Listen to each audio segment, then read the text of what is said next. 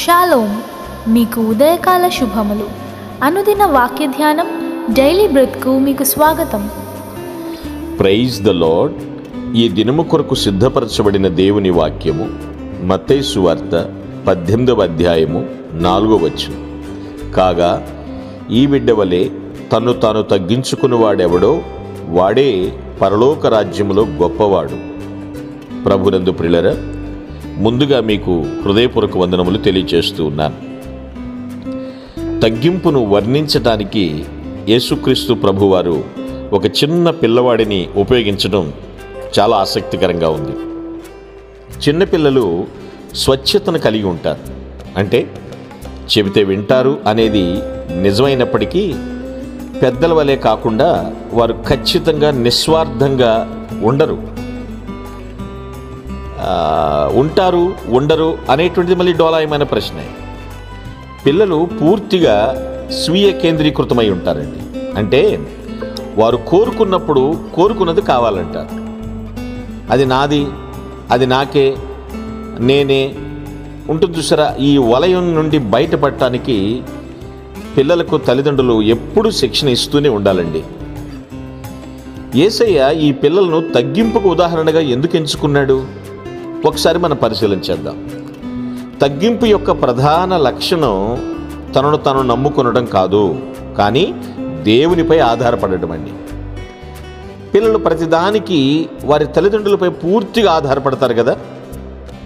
అంటే వారు ప్రేమ కానీ, జ్ఞానం కావాలన్నా, సదుపాయాలు కావాలన్నా, సంరక్షణ కావాలన్నా, ఇంకా జీవితంలో అన్ని ఆశీర్వాదాల కోసం తల్లిదండ్రుల వైపే చూస్తారండి పిల్లలు. పూర్తిగా దేవుని చేతిలో ఉండాలనే తగ్గింపు గూర్చి ఇక్కడ యేసు ప్రభు మాట్లాడుతున్నాడు. దేవుడు లేకుంటే తగ్గింపు అనే దానికి అర్థమే లేదు. మనల్ని కొందరు వాడుకుంటారు, వదిలేస్తారు. వారి చేత మనం కేవలం వాళ్ళ పాదాల కింద నలిగిపోవలసిందే.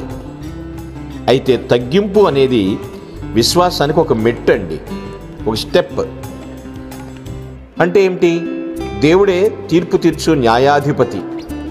హెచ్చింపు అనేది ఆయన నుండే వస్తుంది అనేటువంటి విశ్వాసం అన్నమాట. ప్రభు గర్విష్ఠులను ఎదిరించి దీన మనస్సులకు కృప అనుగ్రహిస్తాడని వాక్యం ఉంది కదా. మనం ఆయన విశ్వసించి విశ్వాసంతో అడుగుపెట్టినప్పుడు మనకు కావలసినవన్నీ ఆయన అందజేస్తాడు. తగ్గింపు అంటే నీ మీద కాకుండా దేవుని మీద నమ్మకం ఉంచడం. అందుకే అలా ఉంచినప్పుడు మనం విఫలమయ్యామనుకోండి, విఫలమైనప్పుడు వినయంగా ఉండడం చాలా ఈజీ, సులభమైపోతుంది మనకి. మనం విజయం సాధించినప్పుడు వినయంగా ఉండడం ఒక్కొక్కసారి కష్టమవుతుందండోయ్.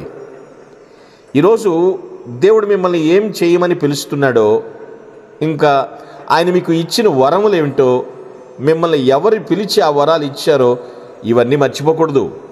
ఎప్పుడు కూడా గుర్తుంచుకోవాలి. మీరు వినయంగా నడుచుకుంటూ ప్రతిదానికి ఆయనపై పూర్తిగా నమ్మకం ఉంచినప్పుడు ఆయనకు మీకు కావలసినటువంటి ప్రేమ అందిస్తాడు, జ్ఞానం అందిస్తాడు, ఇంకా బలాన్ని కూడా ఆయన అనుగ్రహిస్తాడు. ఈరోజు మనం కలిగి ఉన్న వరాలు ఎక్కడివి? ఈరోజు మనం కలిగి ఉన్న వనరులు ఎక్కడివి? ఈరోజు మనం పొందుకున్న వస్తువులు ఎక్కడివి? ఆయన దయవలనే కదా వచ్చినాయి మనకి. ఈ విషయం మర్చిపోతే ఎలా? గుర్తించాలి. దాని కొరకు గొప్పగా కృతజ్ఞతలు కూడా తెలియచేయాలి.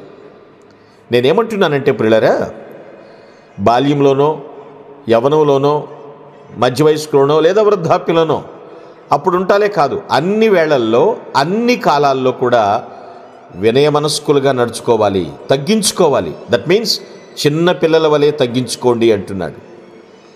అలా తగ్గించుకున్నప్పుడు మనం కలలో కూడా ఊహించని విధంగా ఆయనకు మనకు కావలసినవన్నీ అనుగ్రహిస్తాడు. ఆయన మనల్ని రక్షిస్తాడు, ఆయన మనల్ని ఆశీర్వదిస్తాడు, అంచెలంచెలుగా అభివృద్ధిలోనికి నడిపిస్తాడు ఆయన. తగ్గింపు వేషధరణ కాకూడదండి. మనుషులు చూసినప్పుడు తగ్గింపు కాకూడదు. నిజమిది. కొంతమంది అనుకుంటారు మీక్నెస్ అంటే ఇదేదో వీక్నెస్ అనుకుంటారు. No, weakness is not weakness. నువ్వేదో సాత్వికంగా ఉన్నంత మాత్రాన నువ్వేదో చచ్చిపడిపోయినట్టు, బలహీనమైపోయినట్టు కాదు. అది లోకపోకడ. నీ యొక్క స్ట్రెంగ్త్ ఎక్కడుందో తెలుసా? దేవునిలో ఉంది. ఎస్, దేవుడే నీకు బలం ఇస్తాడు, తగ్గించుకో, ఆయన నిన్ను హెచ్చిస్తాడు. ఎప్పుడు ఎక్కడ ఎవరి మధ్య నిన్ను పైకి లేపాలో, నీ కిరీటం పెట్టాలో ఆయనకు బాగా తెలుసు. దైవ సన్నిధానములో వినయంతో విజయమును సాధించుదువుగాక. మీ కొరకు ప్రార్థించుటకు మేమెల్లప్పుడూ సిద్ధం. Praise the lord. ప్రభు నామమున మీ అందరికీ వందనములు. ఈ మా సందేశముల ద్వారా మీరు ఆశీర్వదింపబడినట్లయితే మీ తోటి వారికి షేర్ చేసి దేవుని రాజ్య సువార్తలో మీరు కూడా పాలుభాగస్తులు కావాలని ఆశిస్తున్నాం. మొదటిసారిగా ఈ ఛానల్ను చూస్తున్నట్లయితే మా ఛానల్ను సబ్స్క్రైబ్ చేయండి. వీడియోలు నోటిఫికేషన్ రూపంలో పొందుటకు బెల్ బటన్ని ప్రెస్ చేయండి. God bless you.